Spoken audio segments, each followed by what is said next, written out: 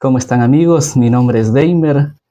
Un gusto saludarles a cada uno de ustedes que nos ven a través de las redes sociales. Y el día de hoy quiero compartir con ustedes un tema muy valiosísimo, semejante o igual a nosotros. Así es que te pido de que nos acompañes hasta el final de este video y no te puedas perder este programa. Bien, ahora sí vamos a empezar con el estudio. Semejante o igual a nosotros. A lo largo de la historia ha habido muchas confusiones con respecto a la identidad de Cristo y hoy en día muchas personas por saber conocer quién es Jesús, pero escuchando de otras fuentes, pero a veces no hay investigación para la experiencia personal sobre quién es Jesús. Así es que te acompaño desde este momento a descubrir quién es Jesús, si fue semejante o igual que tú que me estás escuchando. Muy bien, así es que vamos a partir con un texto de la Biblia, y es el libro de San Mateo, capítulo 16, versículo 13 al 17. Viniendo Jesús a la región de Cesarea de Filipo, preguntó a sus discípulos diciendo: ¿Quién dicen los hombres que es el Hijo del Hombre? Ellos dijeron: unos Juan el Bautista, otros Elías, y otros Jeremías, o alguno de los profetas. Él les dijo: ¿y vosotros quién decís que soy yo? Respondiendo Simón Pedro dijo: ¿tú eres el Cristo, el Hijo del Dios viviente? Entonces le respondió Jesús: bienaventurado eres Simón, hijo de Jonás, porque no te reveló carne ni sangre, sino mi Padre que está en los cielos. Jesús les hace dos preguntas a sus discípulos. Muy bien, la primera prepara para que ellos puedan responder la segunda. Y dice: ¿quién dicen los hombres que es el Hijo del Hombre? ¿Quién? Algunos dieron las respuestas: Juan el Bautista, otros Elías o alguno de los profetas. Así es. Y entonces ahí Pedro dice con seguridad, dice: tú eres el Cristo, tú eres el Hijo de Dios. ¿Con qué seguridad Pedro dio ahí una contestación? Y esta es la seguridad, queridos hermanos, que nosotros debemos de tener con respecto a la identidad de Cristo. Cuando hablamos de Él, debemos de conocerlo por experiencia. ¿Quién es Él? Yo no puedo hablar de alguien, de un Cristo que yo he escuchado, que me han contado. Debo hablar de alguien que yo he tenido una experiencia personalmente con Él. Y esto lo demostró Pedro. Y ahí Jesús le dijo: la revelación ¿de quién viene? Del Padre. Ahí está. Si nosotros queremos conocer quién es Jesús, debemos de pasar largas horas de oración descubriendo, pidiéndole al Padre que nos ayude. Señor, ayúdame a conocerte más. ¿Quién eres? Y entonces el Señor Jesús le dijo a Pedro: bienaventurado eres Simón, hijo de Jonás, porque no te lo reveló, allí dice, carne ni sangre. No, la revelación no viene de los seres humanos. ¿De quién viene? De Dios. Ahora vamos a ver qué textos son los que hoy en día están siendo mal interpretados por algunos teólogos populares hoy en día, que estos textos los utilizan como sus caballitos de batalla. Y vamos a ver allí el libro de Hebreos capítulo 2, versículo 17. Dice así: por lo cual debía ser en todo semejante a sus hermanos, para venir a ser misericordioso y fiel sumo sacerdote en lo que a Dios se refiere, para expiar los pecados del pueblo. Muy bien, este es un texto que hoy en día está siendo mal interpretado por algunos. Vamos a ver otro texto que hoy en día también está siendo mal interpretado, y es el libro de Romanos capítulo 8, versículo 3. Dice así: por lo que era imposible para la ley, por cuanto era débil por la carne, Dios, enviando a su Hijo en semejanza de carne de pecado, y a causa del pecado, condenó al pecado en la carne. Pero hoy vamos a ver qué dice en realidad la palabra de Dios. Si Jesús fue semejante o igual. Entonces, estos textos de introducción ya nos están preparando para ya en el estudio más detallado. Un escritor también citó el libro de Romanos capítulo 8, versículo 3, pero ¿para qué? Miren, no había algo especial o único en su naturaleza humana que le diera alguna ventaja sobre sus hermanos. ¿Para qué? Para afirmar de que Cristo tuvo tendencias pecaminosas. Sacó el texto de Romanos 8:3 y este es su comentario que le agregó. Dice de que Jesús no tenía ventaja sobre sus hermanos. No había, dice, sobre él ventaja alguna. Saben, hay un problema de de citar uno o dos textos sin tomar en cuenta otros pasajes. Eso hay un gran peligro. Por ejemplo, ¿qué pasaría si nos encontramos ahora con el libro de Hebreos, capítulo 7, 26 y 27? Miren lo que dice. Porque tal sumo sacerdote nos convenía santo, inocente, sin mancha, apartado de los pecadores y hecho más sublime que los cielos, que no tiene necesidad cada día, como aquellos sumos sacerdotes, de ofrecer primero sacrificios por sus propios pecados y luego por los del pueblo, porque esto lo hizo una vez para siempre, ofreciéndose a sí mismo. Aquí encontramos tres características de este sumo sacerdote. Dice que era santo, inocente, sin mancha. ¿Y qué más? Que no tiene necesidad cada día, como aquellos sumos sacerdotes, de ofrecer primeros sacrificios por sus propios pecados. ¿Y quién es este sumo sacerdote? Es Cristo. Jesucristo nunca presentó una ofrenda porque Él nunca pecó. Nunca presentó una ofrenda por el pecado, porque Él no pecó. En cambio, los sacerdotes en el santuario terrenal, ellos ofrecían ofrendas por sus propios pecados, pero Cristo nunca presentó una ofrenda porque Él nunca pecó.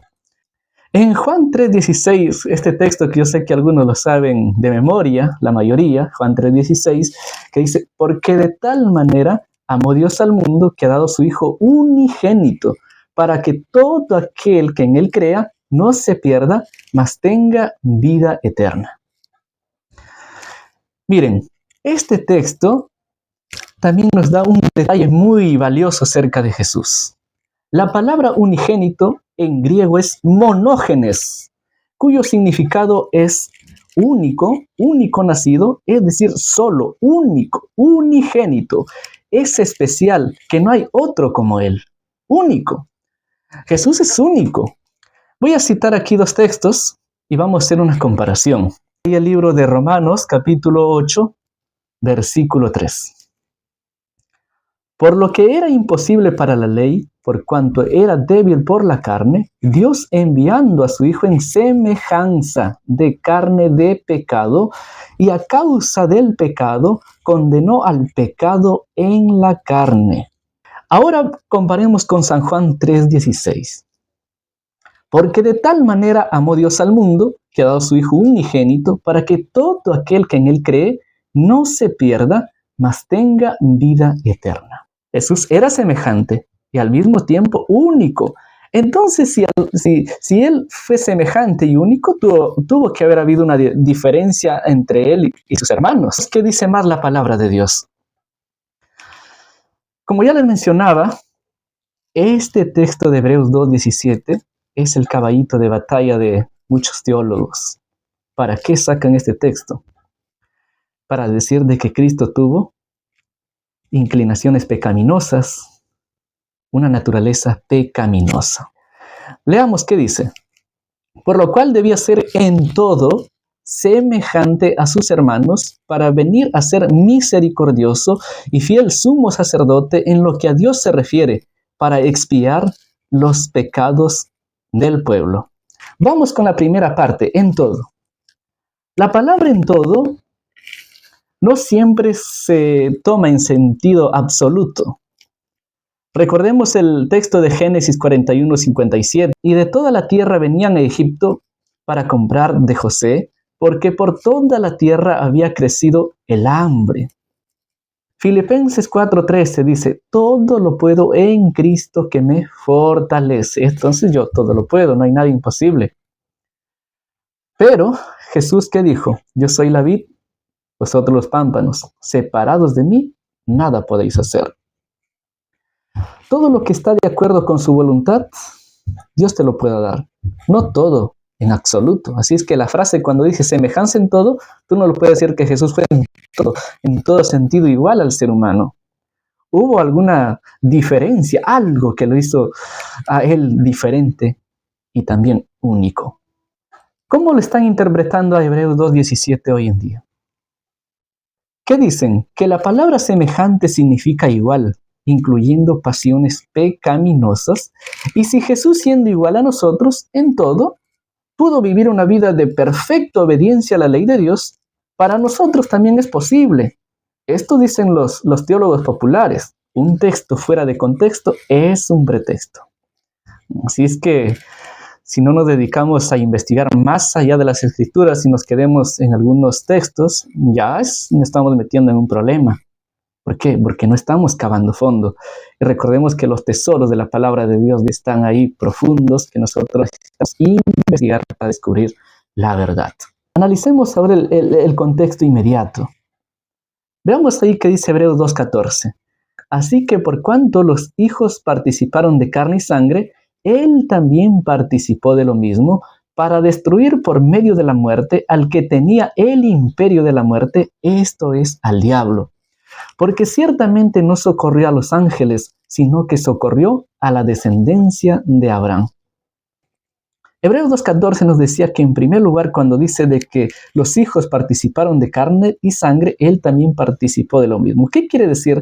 De que Jesús también se hizo hombre de carne y hueso.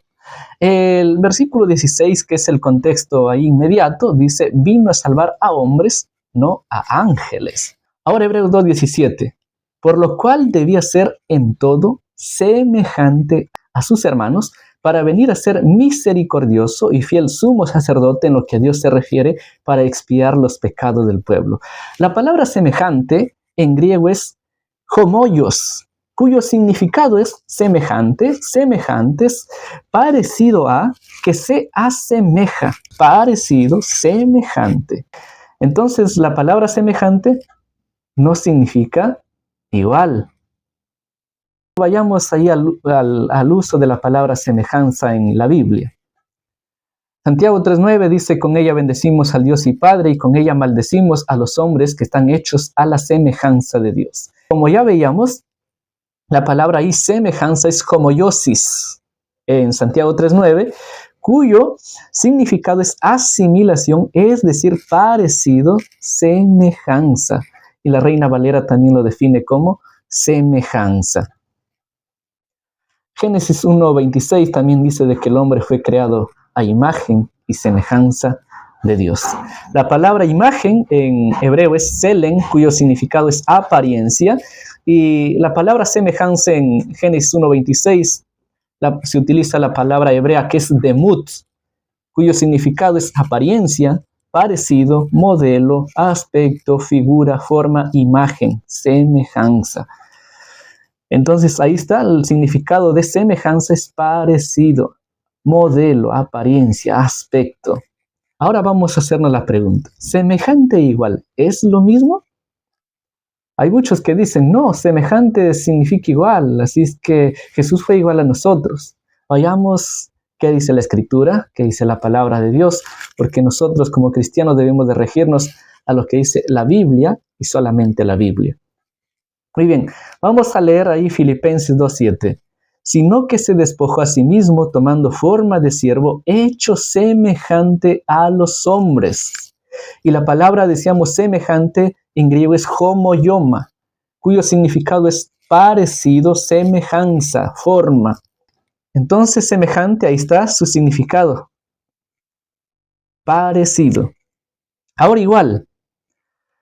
La palabra igual está en Filipenses 2:5-7. Dice, haya pues en vosotros este sentir que hubo también en Cristo Jesús, el cual siendo en forma de Dios, no estimó el ser igual a Dios como cosa que aferrarse, sino que se despojó a sí mismo, tomando forma de siervo, hecho semejante a los hombres. Esta expresión igual a Dios, la palabra igual en griego es isos, que significa igual, concordar. Miren, del único que se dice que es igual a Dios, se dice de Jesucristo. De ningún hombre se dice que el hombre es igual a Dios. Recordemos también de que la serpiente, allí en el Edén, le dijo a Adán, el día de que coman del fruto, ustedes serán como Dios. Engaños a veces surgen para decir de que el ser humano puede ser igual a Dios. Entonces, ¿semejante igual es lo mismo? Ahí ustedes lo pueden ver. Tienen diferencias. Semejanza quiere decir parecido. Muy bien, así es que hay una diferencia. No es igual. Semejante e igual no es lo mismo, queridos amigos. No es lo mismo, que quede claro. No es lo mismo. La palabra semejante e igual tienen un significado distinto. Entonces ya quedó despejada la pregunta, semejante e igual no es lo mismo. Vamos a ver una diferencia fundamental aquí entre el Hijo de Dios. Filipenses 2:6 dice que Jesús era igual. Por eso decía, el cual siendo en forma de Dios, no estimó el ser igual a Dios como cosa que aferrarse. Jesús era igual a Dios. Muy bien. Era semejante a los hombres, al mismo tiempo era único. ¿Qué más? Primera de Juan 3:5 dice, y sabéis que Él apareció para quitar nuestros pecados y no hay pecado en Él. ¿Ves? Ella está marcando ahí la diferencia, no hay pecado en Él.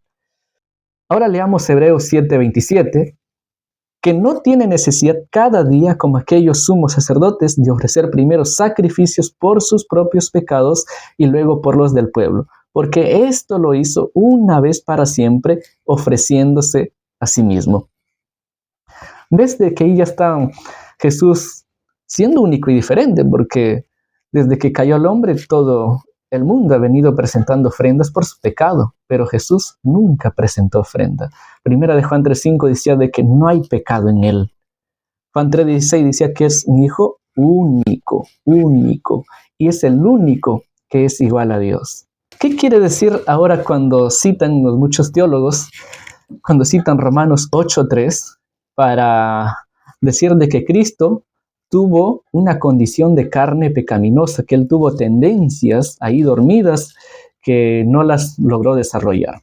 Vamos a ver este texto y vamos a leerlo, que dice Romanos 8:3. Porque lo que era imposible para la ley, por cuanto era débil por la carne, Dios enviando a su Hijo en semejanza de carne de pecado, y a causa del pecado condenó al pecado en la carne. Un sabio erudito llamado John Murray, él afirma ahí lo siguiente: el Padre envía al Hijo para que tenga una relación tan cercana con la humanidad pecaminosa, sin llegar a ser pecaminoso él mismo. Cuando dice de que el Padre envía ahí al Hijo en semejanza de carne de pecado, está diciendo de que Jesús se hizo carne y hueso, tal como nosotros, carne y hueso. Allí dice la expresión en semejanza de carne. No dice condición de carne de pecado. Así es que jamás el autor dijo en condición de carne de pecado. Ahí dice en semejanza. Jesús vino semejante al hombre pecador. Y ya veíamos que semejante no significa igual. Hebreos 10:5 dice así: por lo cual entrando en el mundo dice, sacrificio y ofrenda no quisiste, mas me preparaste cuerpo. Su naturaleza humana de Cristo fue creada. Jesús no tuvo el principio ahí del egoísmo. Juan 1:29. Al siguiente día vio Juan a Jesús que venía a él y dijo, he aquí el Cordero de Dios que quita el pecado del mundo.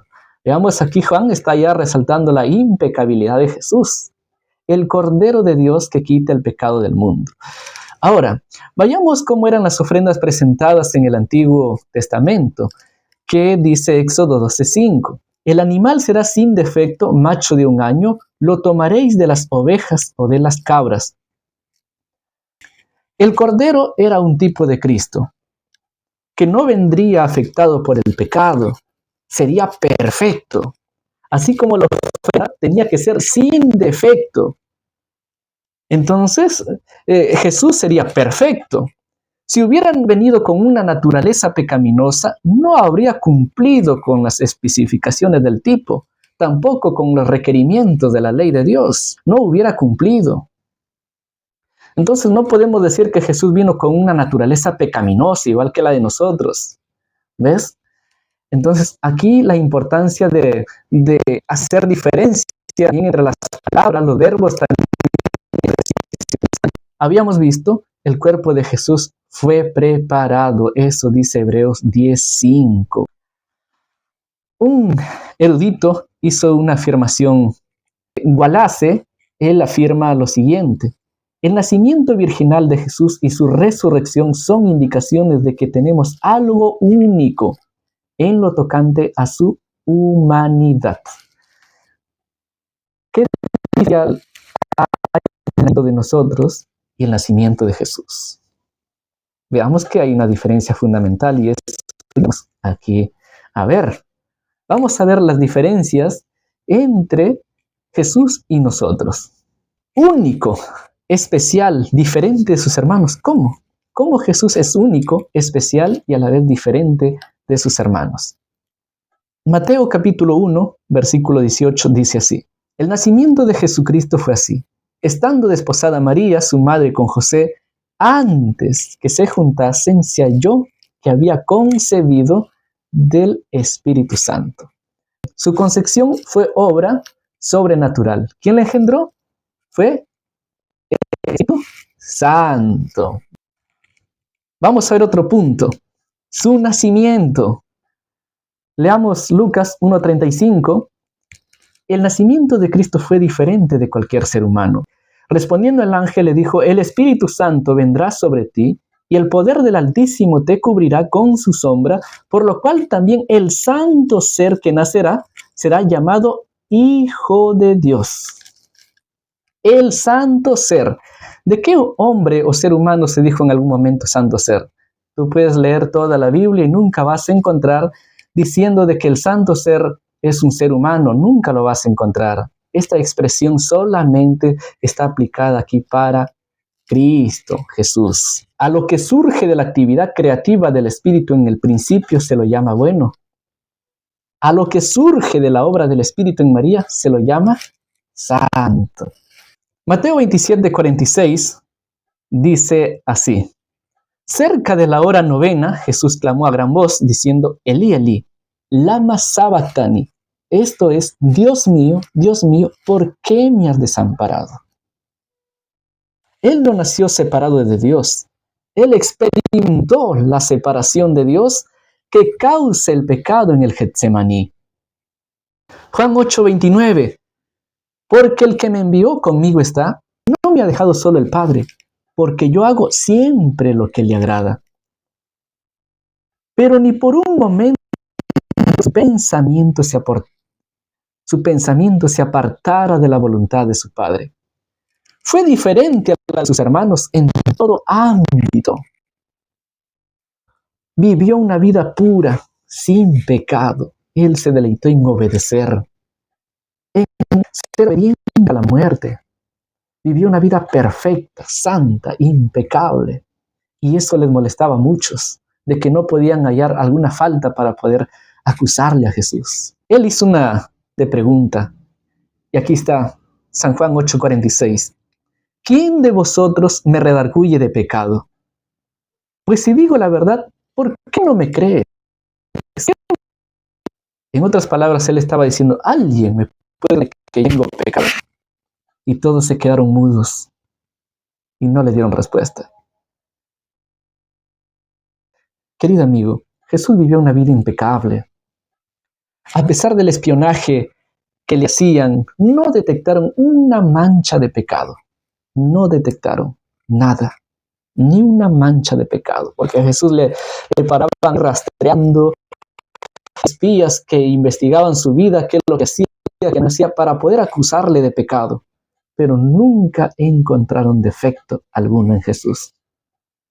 Juan 14:30 dice así: no hablaré ya mucho con vosotros, porque viene el príncipe de este mundo, y él nada tiene en mí. Satanás no encontró ningún punto de ventaja no encontró nada en Jesús que respondiera a sus engaños. El pecado lo rodeaba constantemente, lo oprimió durante toda su vida terrenal. Sin embargo, no halló respuesta en él. Por eso dijo: viene el príncipe de este mundo y él nada tiene en mí.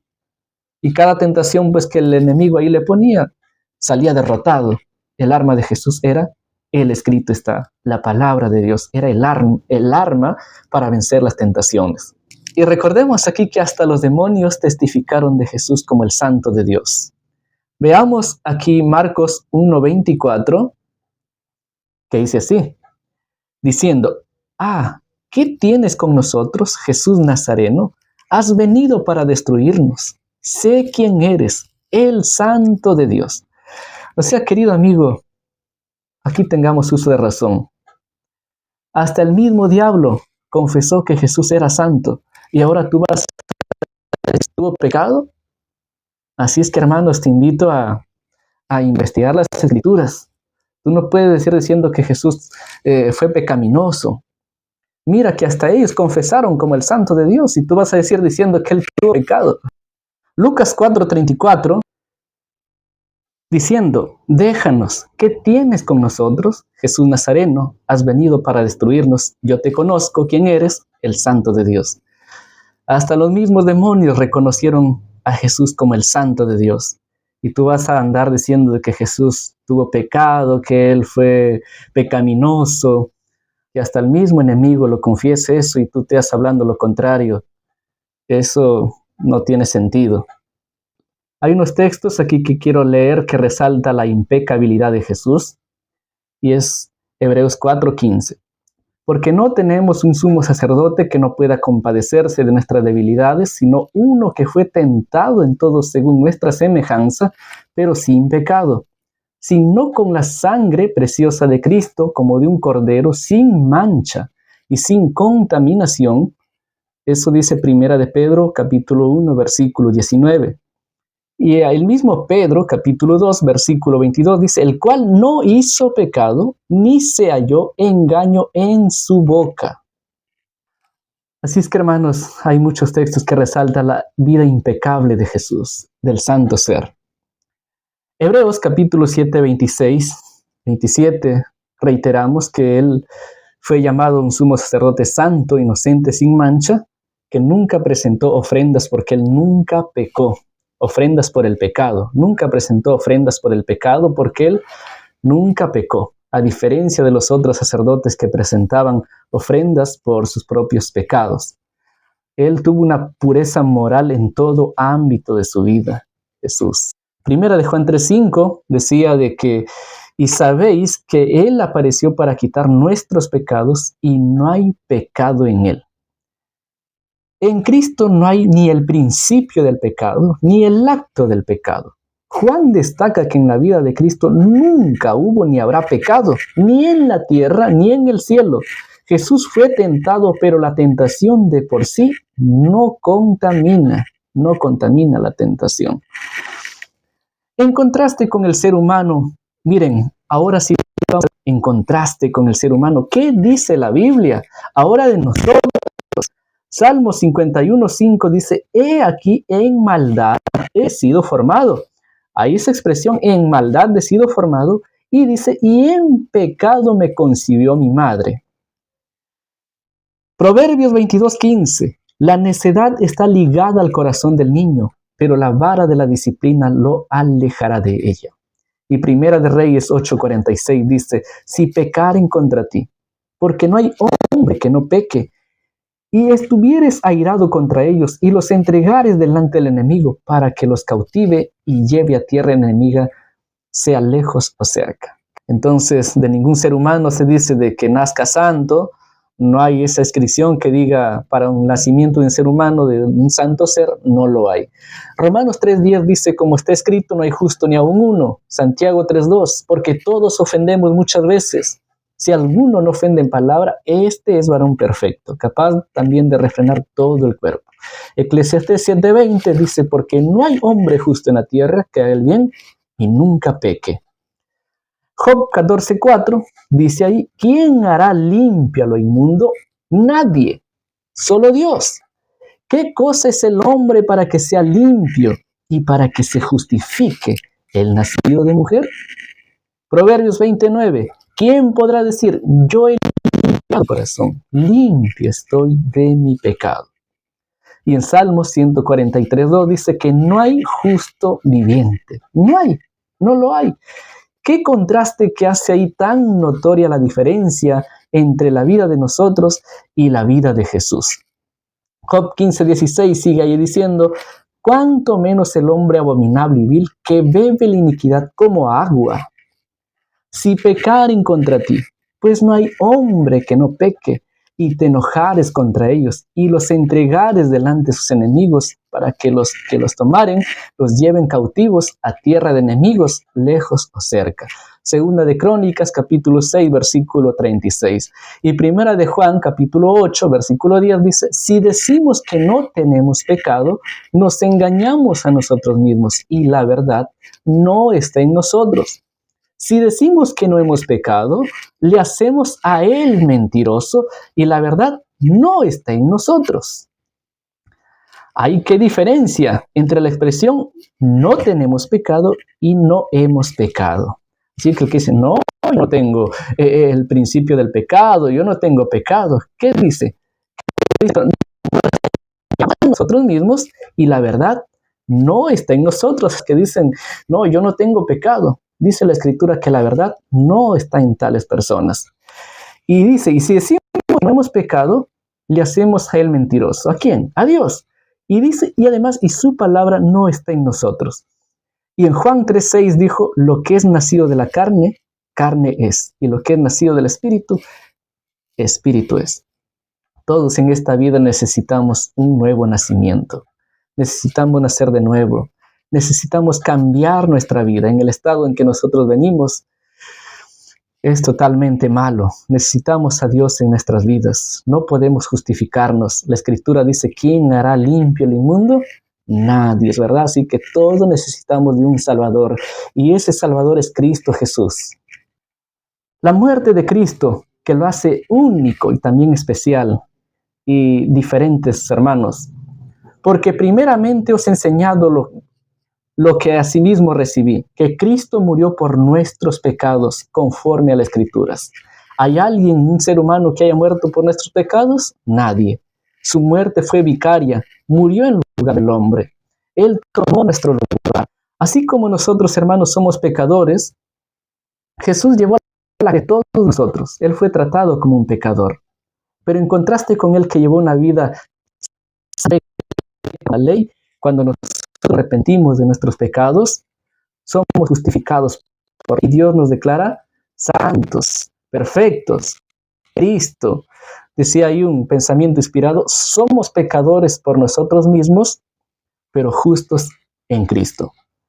Isaías 53:6 dice, todos nosotros nos descarriamos como ovejas, cada cual se apartó por su camino, mas Jehová cargó en él el pecado de todos nosotros. Todos los pecados del mundo causaron agonías, sufrimientos al Hijo de Dios. Así es que, queridos amigos, aquí hay una diferencia de que la muerte de Jesús fue vicaria, murió en lugar del hombre. Segunda de Corintios 5:21 decía, el que no conoció pecado, por nosotros lo hizo pecado, para que nosotros fuésemos hechos justicia de Dios en él. Y Hebreos 2:14 decía, así que por cuanto los hijos participaron de carne y sangre, él también participó de lo mismo, para destruir por medio de la muerte al que tenía el imperio de la muerte, esto es, al diablo. Jesús murió como sacrificio, no murió como mártir.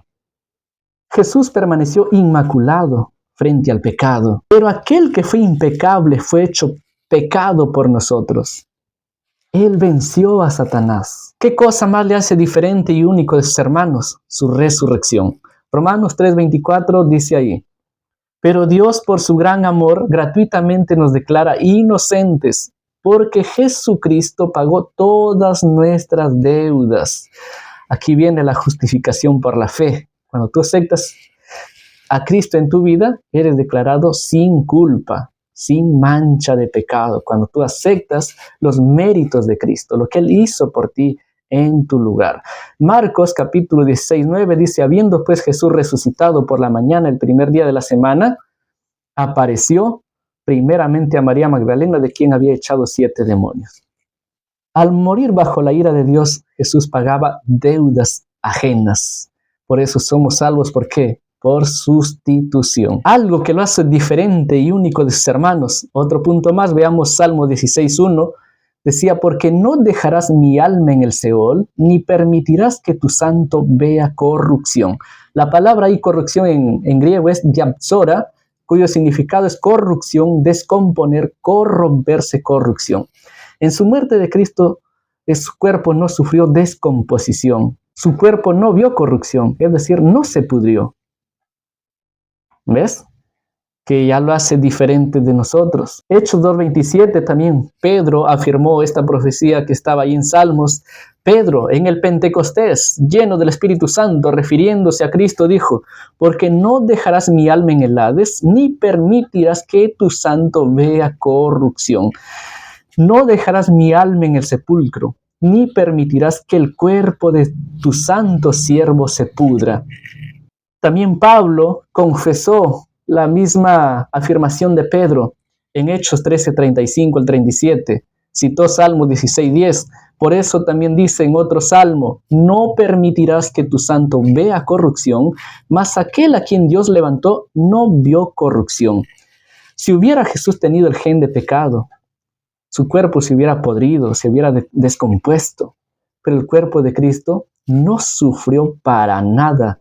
Ni su cuerpo se descompuso ni se pudrió. No lo dice la Escritura. La profecía decía que su cuerpo no vería corrupción. En cambio de nosotros, miren el contraste con nosotros. Veamos ahí el caso de David. ¿Qué le sucedió a David? Porque a la verdad David, habiendo servido a su propia generación según la voluntad de Dios, durmió y fue reunido con sus padres y vio corrupción. En vida David hizo lo que Dios quería. Después murió y lo enterraron con sus antepasados. Su cuerpo se pudrió en la tumba. Ahora bien, lo cierto es que David sirvió a los siervos de su tiempo, según Dios se lo había ordenado, y que después murió y se reunió con sus padres y que su cuerpo se descompuso. Eso dice la versión Dios habla hoy. El cuerpo de David sí sufrió descomposición. A unos 2 días ya el cuerpo del ser humano ya está criando mal olor, 3, 4 días, es más. Por ejemplo, veamos este caso aquí de Lázaro, que también experimentó la corrupción. Juan 11:39 dice: dijo Jesús: quitad la piedra. Marta, la hermana del que había muerto, le dijo: Señor, hiede ya, porque es ya de 4 días. ¿Por qué es de 4 días? Jesús dijo: quiten la piedra. Marta, la hermana del que había muerto, le dijo: Señor, ya huele mal, pues ha estado ahí 4 días. Ahí vemos el estado de corrupción en que se encontraba el cuerpo de Lázaro. ¿Por qué? Porque nosotros tenemos esa naturaleza pecaminosa y ahí vemos las consecuencias de tener esa naturaleza pecaminosa, la muerte, en la descomposición ahí también del cuerpo. ¿Cuándo se acabará lo corruptible?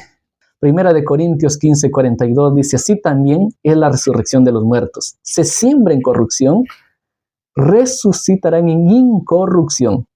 Primera de Corintios 15:42 dice: así será la resurrección de los muertos.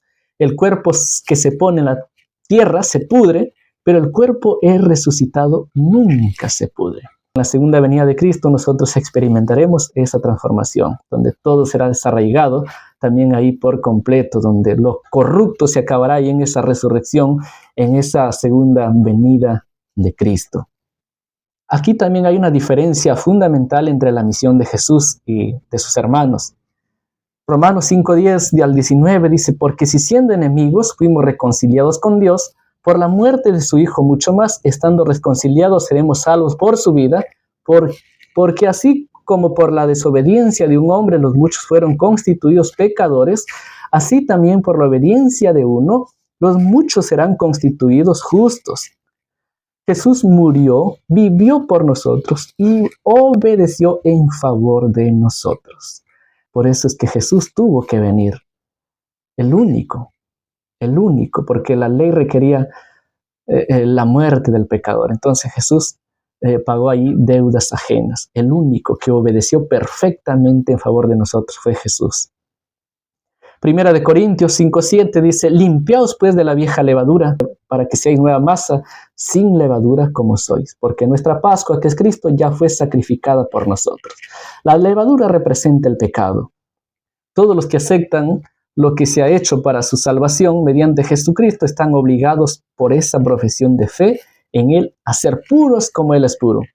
En los días finales de la historia de este mundo, el ángel exterminador saldrá otra vez para cumplir su terrible misión, y solo los que se hayan limpiado de la levadura del pecado y hecho su elección colocándose bajo la sangre de Jesucristo, el Cordero Pascual simbolizado serán liberados. La iglesia de Dios debe ser una iglesia pura, debe estar enteramente libre de toda corrupción e imperfección, como las que aquí se simboliza con la levadura. Debe estar cubierta por la sangre de Jesús, el cual es representado simbólicamente por el Cordero Pascual. Querido amigo, nadie se va a perder por tener una naturaleza pecaminosa. Nadie. Pero si tú no la confiesas, te vas a perder. No confiesas tus pecados, no entregas tu vida a Cristo, te vas a perder. Juan 3:18 dice, el que cree en Él no es condenado, mas el que no cree en Él ya ha sido condenado. Así es que te invito cada día a ensaltar a ese santo ser perfecto, justo e impecable, y que rindas a Él tu vida, porque mientras más cerca de Jesús estés, más pecador te vas a sentir. Y eso Pablo también lo confesó, dijo, de todos los pecadores, yo soy el primero. Y los apóstoles también todos confesaron su naturaleza pecaminosa. Cuando lees Daniel 9:20, dice que él también estaba ahí confesando su pecado y los del pueblo. Pero miremos más a Jesús, queridos hermanos. Con esto yo no estoy diciendo de que nosotros debemos continuar viviendo en el pecado. Dios nos llama a obtener pureza, a vencer esas malas inclinaciones, pero eso por nosotros mismos no lo podemos. Necesitamos a Jesús. Necesitamos ser entregados por completo a Cristo. Cristo viene pronto a llevar a un pueblo preparado, a un pueblo que ha hecho de Dios su guía. Así es que, queridos amigos y hermanos, si tú entregas tu vida a Cristo, eres libre de esa culpa. Romanos 8:1 dice, ahora pues ninguna condenación hay para los que están en Cristo Jesús. Así es que Jesús quiere quitarte esa culpa de pecado, quiere libertarte. Y yo te invito a que aceptes a Jesús en tu vida, porque mañana puede ser demasiado tarde. Que Dios te bendiga.